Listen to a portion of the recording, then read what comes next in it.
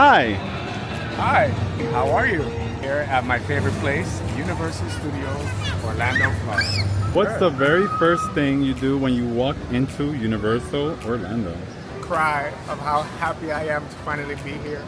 No, all jokes aside, one of my very first things that I always want to do when I get to Universal is to kind of just gauge at what the wait times are for all of the attractions, because obviously that helps to plan out the day a little better, knowing how long you're going to be waiting for certain rides. And then you get to actually course out, what you're going to do, when you're going to eat, when you're going to stop to shop. I would say game planning is always best when you get to the park so that you can gauge more or less how busy the park is going to be and also what to do and when to do it.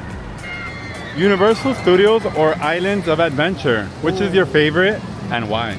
That's a tricky question. So I love them both for two different reasons. Universal Studios hits home to me. It feels very nostalgic. I've been coming here since I was about 5 years old. So this park has a lot of sentimental value. And I just love everything that Universal stands for. Islands of Adventure, that's where the real adventure is. It's really, really exciting. I love all the lands. I love the theming. The theming is probably one of my favorite things that I've ever seen in any theme park. And I think Islands of Adventure was the first theme park that I went to that actually had that type of immersion. Yeah, I would say it's split. I don't know, you can't pick your favorite child, your favorite sibling. You can't pick my favorite park. If you could live in one land in the parks, which would it be? Ooh, wow, that's a really good question. I think that one of my favorite places that I would love to live, I would say the New York Pavilion in Universal Studios, because it gives you the New York vibe that I love and I feel at home when I'm there, but then it also gives you the Florida weather. You get like the scorching, beautiful sun. So to live there would be a win-win. It's like the best of both worlds.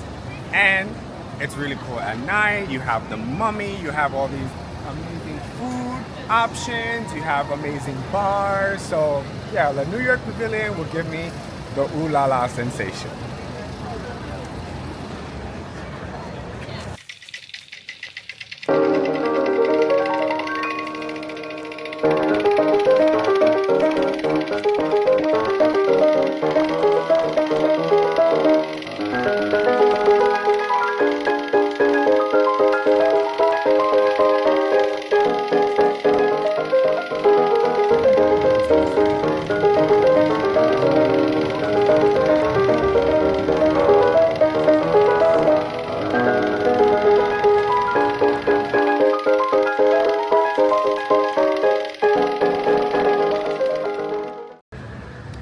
What's the most underrated attraction in the parks? I would say E.T. I think E.T. is one of the most OG rides that Universal Studios still has going and running and operating. And I think that it has such special characteristics and elements and components with all of the animatronics, the color, the ride vehicle. It's one of those rides that people tend to overlook because it might be a little dated or, there's so much new things to look at, but that ride deserves all the flowers because of not only the theming, but the actual attraction. And I think that everyone can really enjoy going to the Green Planet and helping E.T. bring his planet back to life. Phone home. What time of day is the park the most magical to you? Morning, afternoon, or night? I love a morning experience, but I definitely think the park comes alive at night.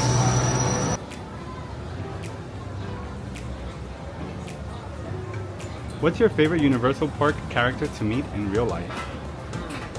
Well, I really love meeting Beetlejuice. I think that his interactions are always very, very funny. But during the holiday season, the Grinch is the MVP, the one that you want to meet. And I know sometimes the lines could be like 2 hours to meet him, but it's worth it. Like, definitely get into it and check it out. Maybe we should knock first. You two kids picked me. You didn't have to, but you picked me. It makes me want to kiss you guys. Come on. Well, where is he? Which attraction feels the most like you stepped into a film?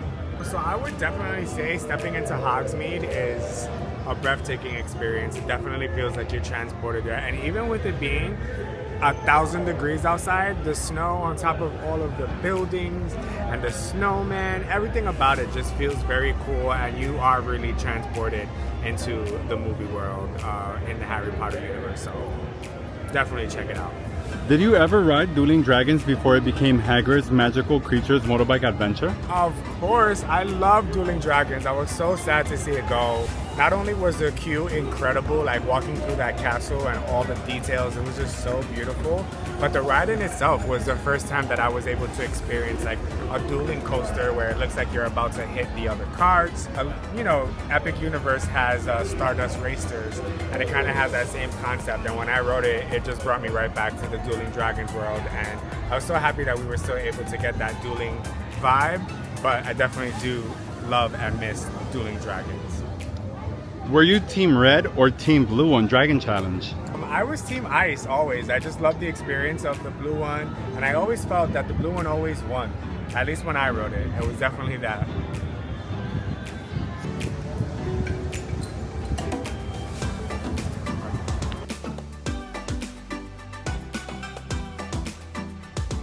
What movie world would you love to see added to the parks? That's a really good question, and I think I can answer it using only one word. Wicked. It's good to see me, isn't it? Epic Universe, fill up one of your portals. Bring me to Oz, please, please.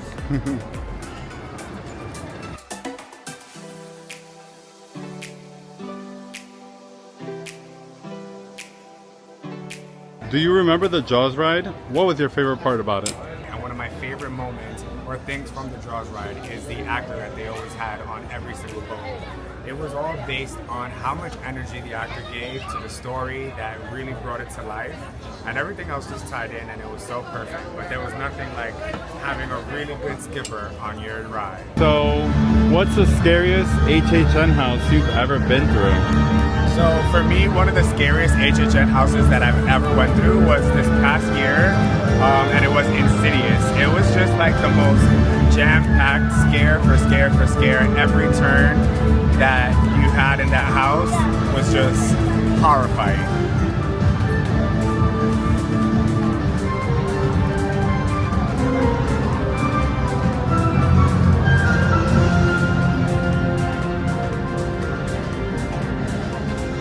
Are you a scream and run kind of guest or a stand your ground type?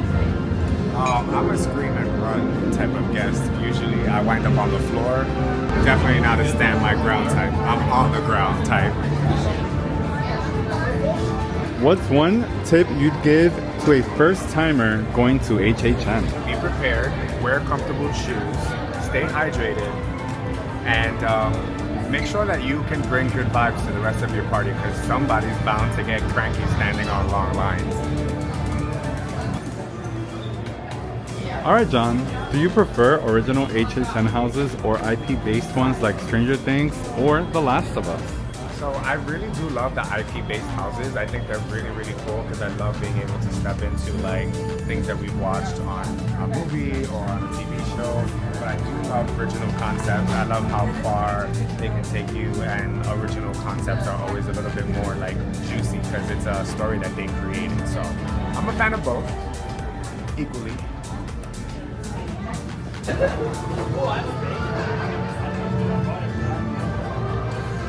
Alright John, so what's your favorite HHN scare zone of all time? Ooh, that's a really good question. One that comes to mind right away was Vamp 85. It took place in like the New York Pavilion, and it was just like a big party in the 80s with like these crazy, scary vampires.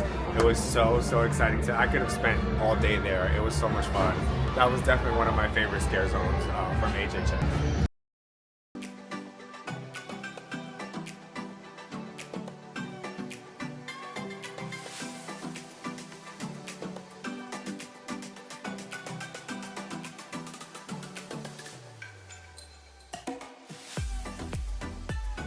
If you could design your own haunted house, what would be the theme? If I could design my own haunted house, I would want to do something in reference to like a haunted movie theater.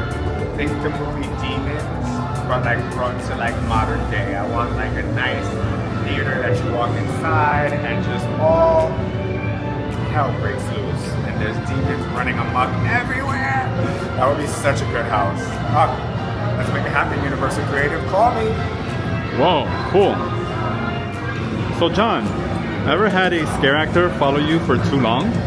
Yes, and actually I love when they do that. It makes me feel so uneasy in the best way when that scare actor finds you and they just like every part of the night are just watching you lurking. It makes it feel like you gotta always be ready and checking over your shoulder for anything. My birthday is also in October, so usually I have a big button that says like today's my birthday, and for some reason the monsters and the scare actors all choose that opportunity to stick to that person. So yeah, lucky me, I guess. One more question about HHN. What's your must-have HHN treat or exclusive food item? Just thinking about it makes me so excited. There's so many options to choose from.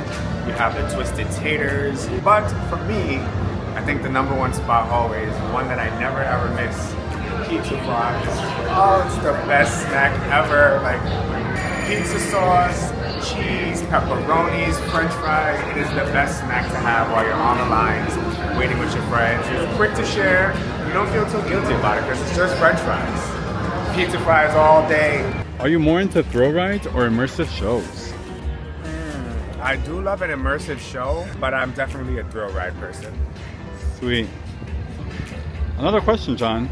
What's one ride you could ride over and over and never get tired of? The Mummy, without a doubt. Are you insane?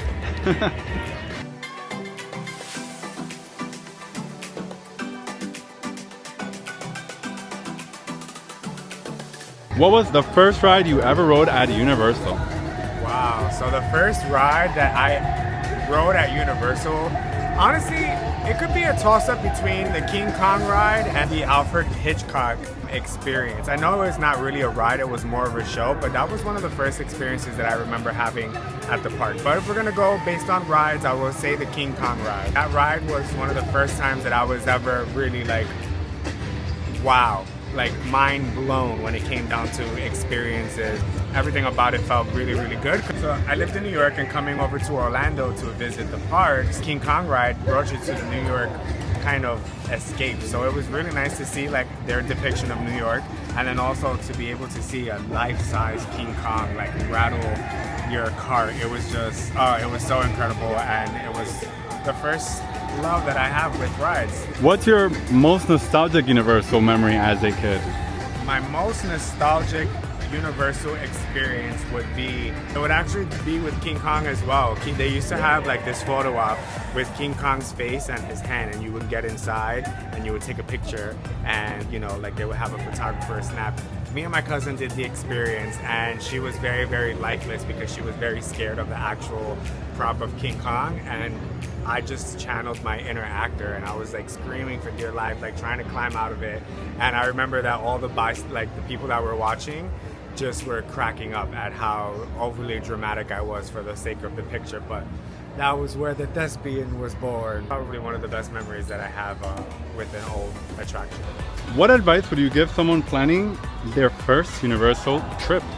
So one advice that I would give to anyone planning a Universal trip is know exactly what you want to see and what experiences you want to do, and also be prepared to be outside all day. You want to make sure that you also have adequate sun protection, you're super hydrated. They have really good like refillable cups that you can get throughout the day, and you can get free refills. Make sure that you also have a clear plan as to when you're going to be in certain parks throughout the times of the day. Obviously, like very, very early mornings, you would know that Islands of Adventure will have most of the big attractions like Hagrid's, Velocicoaster, all of these rides that usually have super, super big wait times. It's really good to tackle those first and start the rest of the day. But just have a really good plan. Make sure that you have the Universal app downloaded to your phone so that you can see whatever wait times are, what ride delays may be coming, and also just being in the know always and forever, because you might have to pivot. That's the key word for any true park day experience. Be able to pivot. What's one park hack every guest should know? one park hack that every guest should know is don't take the walkways that are super populated. A lot of times people tend to walk in one direction and a lot of people just follow herd mentality. Pick the road that's less traveled. Usually you'll be able to make it to and from in a faster time frame. And also you get to see things that most people don't get to see that they can just bypass on any given day. So stay alert and tuned to any of the walkways that are open that are still available for guest access.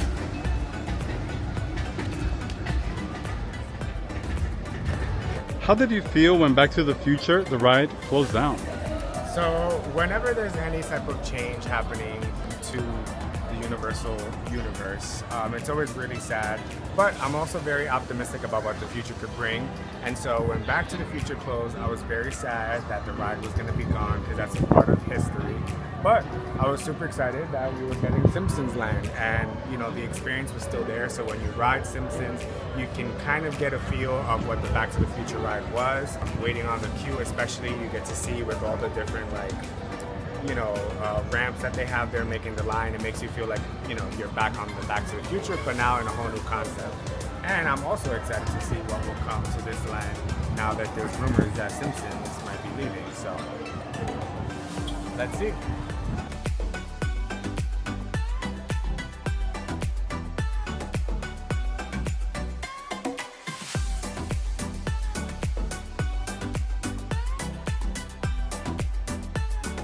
What's your Hogwarts house and did the wand choose you? The wand did choose me, and my house is Gryffindor. Even though I did the assessment like a few months ago, and it said that I was Hufflepuff, but I'm sticking to my first one, Gryffindor.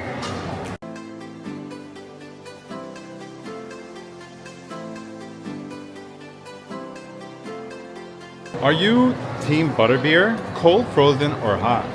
So I love hot butterbeer on like December, January when it's nice and cool here in Florida. I love sipping on a nice hot butterbeer.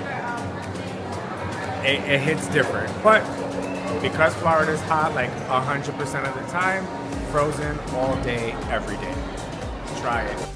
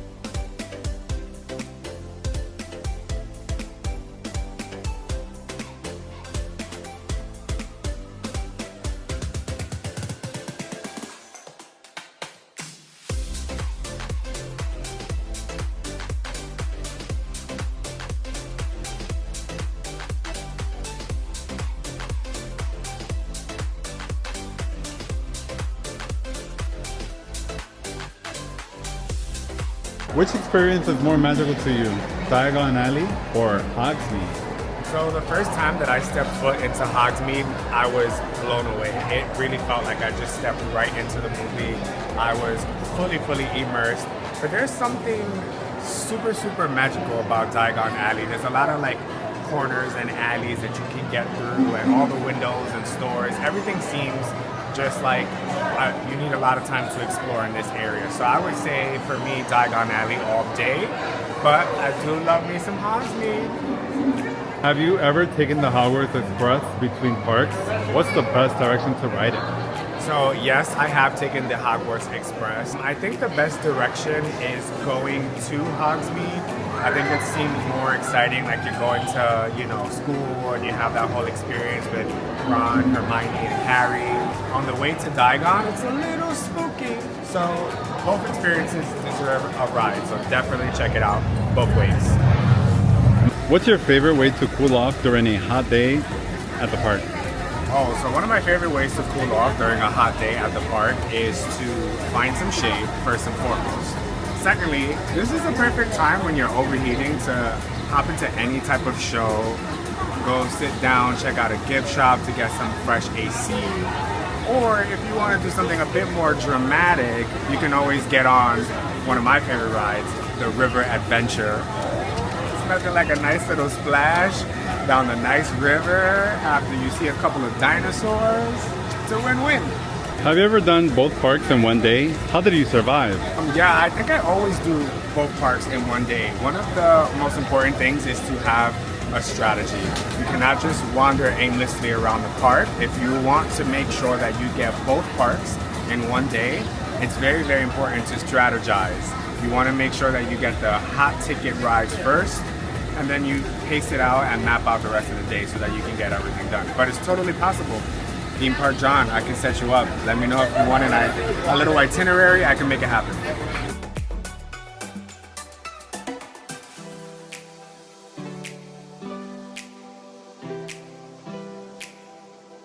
What's your go-to snack or treat when visiting the park? By now, you know I love me some sweets. And some of my favorite snacks that you can get at the theme parks are going to be either like a caramel apple, a candy apple, some cotton candy, or one of my personal favorites is some funnel cake.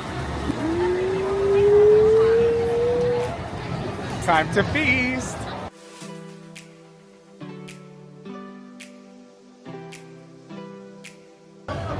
Which retired attraction do you miss the most? One retired attraction that I miss the most is the Earthquake ride. I love stepping into like the movies and that world, and I think that it was really exciting to be able to have all of the little moments before the actual ride where you were able to see the behind the scenes, the scaling of like how they do big action sequences and ride into the earthquake scenario where you would get to see the big propane tank falling down, the explosion, all the water gushing in. It was just one of the most amazing things and really, really made me love the concept of film and making movies because of that ride.